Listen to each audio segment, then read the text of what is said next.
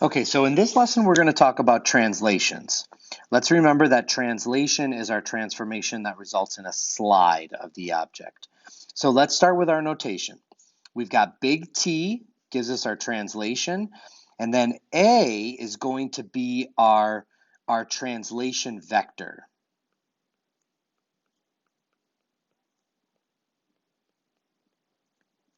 Okay, now a translation vector can come in two forms. If we're on the coordinate plane,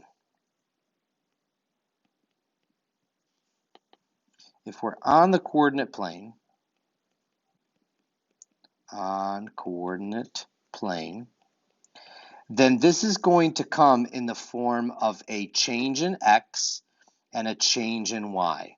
It's going to tell you to go, say, add 5 units to x and subtract 3 units in y, or something like that. It's very straightforward. Whereas if we're off the coordinate plane,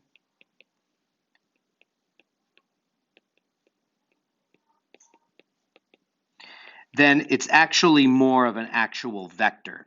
And a vector is a segment that has a specific distance and a specific direction. So and this is what it looks like. It looks like a ray, but the length of the ray is significant.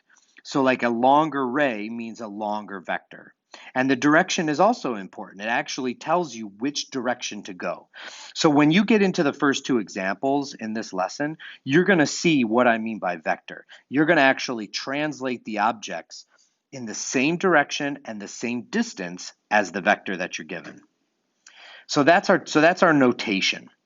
The only other thing that I want to talk about here is, and I mentioned this in the last lesson, it is the case that when we're talking about translations, that orientation is preserved. We're not flipping it. And so if all I'm doing is taking an object and sliding it across the plane, then obviously the vertices are not going to change order. So we're pretty sure that orientation is preserved here. So now we know that when it comes to rigid motions, orientation is preserved for rotations and translations, and it's not preserved for reflections.